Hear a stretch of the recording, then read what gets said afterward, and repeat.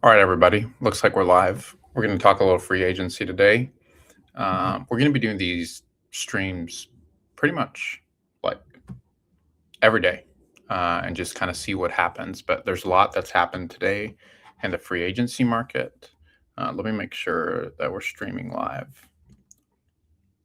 But yeah, there's a lot. There's a lot to talk about. A lot to talk. Alex Pierce, he went on Kay Adams and had some things to say. So yeah, we're just going to be talking a little free agency today. But let me make sure that we are live over here.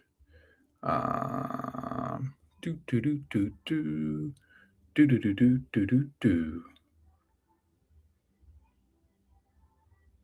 And it looks like we are live. Let me check.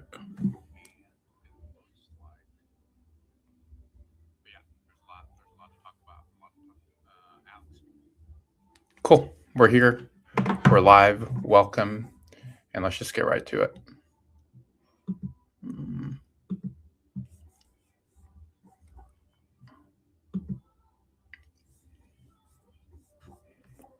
All right.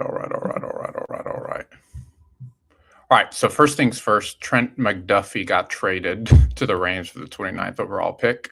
Pat and the boys were talking about it, so let's get right to it. Your NFL event, host of Everything DB, Good D, Bad D. One of the smartest minds of defensive football, in my eyes, in the history of the game. Ladies and gentlemen, Darius J. Butler. D Butch, we have huge news in the DB community.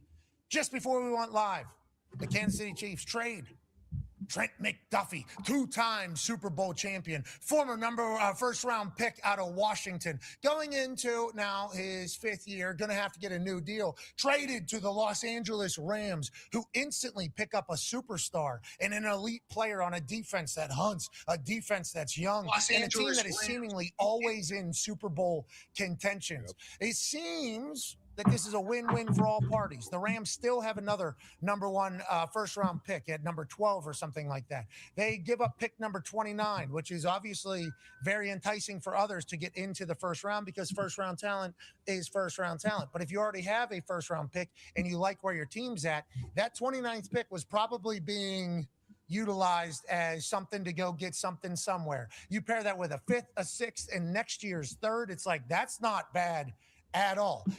That's a lot. That's a lot to give up.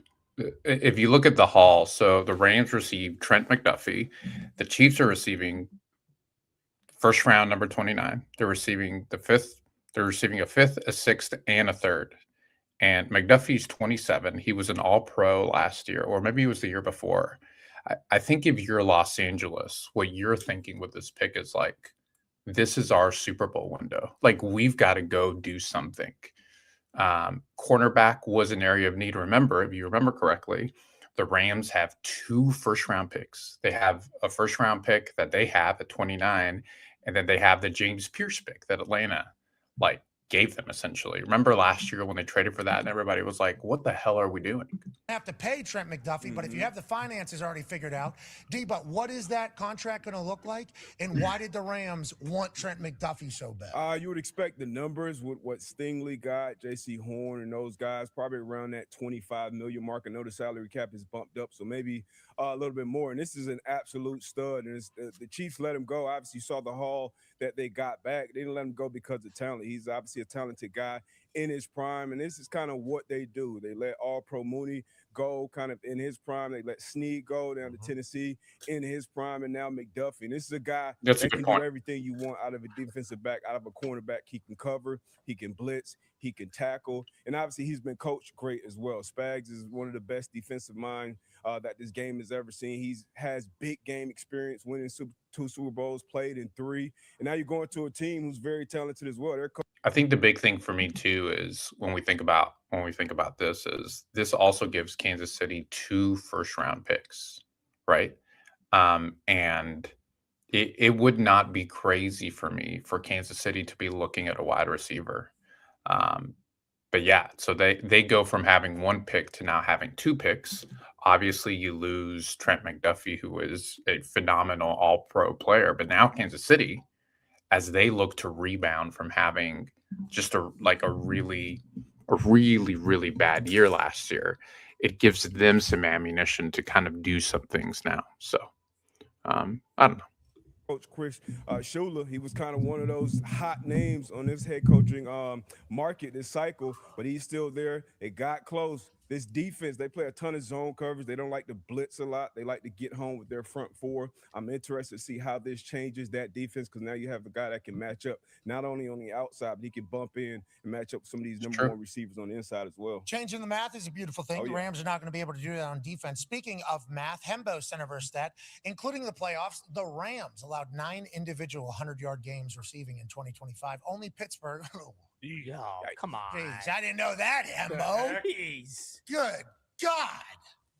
Which also Mike Thomas steps down, a whole new team in there. I think that's potentially why 11. So it feels like if the Rams were to get better at a place, that would be it. Yeah. Now, the Chiefs get a lot more picks, get a lot more ammo to potentially make some moves. Tone Diggs, Chiefs dead? Nobody talking about them, really. This McDuffie trade. So the Chiefs making moves, getting another first rounder. Are they going to use that to bundle to try to make more plays? Nobody's talking about the Chiefs at this point. And it's an interesting thing because, you see Travis and Jason, everybody automatically thinks like, oh, that's like the very cool brothers that are really good at football. Yeah. Nobody's really thinking like Travis probably going back, it feels like. I don't know. That's just Feels like the way we're reading it. Feel like it. And Patrick Mahomes is still there. And is Andy Reid still there? Do they still have a team over there? Nobody's talking about him, and now they're trading away All-Pro corner. Yep. Feels like they're. This is a haul for Kansas City. Like, this is an absolute haul for Kansas City. I think if the Rams were not in a win now kind of window, they wouldn't make this trade, because they're getting a first, a fifth, a sixth, and a third next year, when we all know that the draft next year is absolutely loaded. So this is I think if you're Les Snead and you make this trade, you're saying essentially it's Super Bowl or bust next year. Matthew Stafford is does he maybe have 1 or 2 more years? And they're saying cornerback was an area of need. Now, this doesn't preclude from the Rams. Are they picking at 9? Where are they picking? I don't think this precludes the Rams from not going after a guy like Delane or a guy like McCoy, or I don't know. But I think if the Rams were not in a win now situation, they wouldn't make this trade. All right, let's keep going. Gearing up for something? Is that not what we're all thinking here with this particular move? Yeah, I think they're gearing up to get back to where they have been, the last decade or so. But last year was weird. They couldn't run the ball to save their lives. Offensive line has been an issue the last few years. They're still trying to figure that out. But Patrick's going to be back. Obviously, Andy's going to be back. And the sports books, they are not counting out the Chiefs. They have basically the same exact odds when you look at the Bills and the Ravens to win the AFC. And then you look at the Super Bowl, it's Bills, Ravens, Chiefs in the AFC, and then you have the Patriots behind them. So as far as the books go, they still think it's Bills, Ravens, Chiefs, which has been the AFC majority for the last decade. And then obviously the Patriots, who are the young upstart franchise coming back into it. But no, the Chiefs are still up there in the odds. I don't think anyone is ever going to count them out with Patrick Mahomes. He's probably going to be back for week 1 of next year. If they can figure out the running game, which they are linked to basically every running back in the draft and or free agency. And then they let corners go. That's what they do. D-But's highlighted it. They'll be fine. Look at the divisional favorites odds here. Okay. And we talk about the Chiefs. All right. I thought that Hayden had a really good tweet about it. And so let me pull up the tweet, because he said some really interesting things in terms of what he's thinking with this. And so Hayden over here. Hayden's a really good follow, by the way, on Twitter. Y'all should go follow him. But essentially, and we'll go look at what they say about it too. But essentially, he says, let me make sure it's pulled up for y'all. he says this would be a terrible value trade for the Rams if they weren't near Super Bowl favorites. It's a lot of capital for a cornerback, plus the extension that comes with it. But if it increases their Super Bowl odds by 1-2%, then full send, great content. Trent McDuffie is playing on a $13.6 million future guaranteed right now. He will get paid a ton after the trade. Lots of leverage for reference. JC Horn signed a 4-year, $100 million extension with $72 million guaranteed. That's well under the Stingley. So I don't know. It's pretty, it's pretty interesting in terms of the Rams are making a calculation, and the calculation the Rams are making is like, yeah, we're going all in. Like right now, in this moment, we're going all in. We don't care if we give up a haul. We don't care if we quote unquote lose the trade, because we're in a Super Bowl window and we need help at cornerback. That's what they're banking on. They're banking on the fact that McDuffie is going to be a huge floor raiser for them. Mina also, let me see if I can pull it up. Mina had a really good,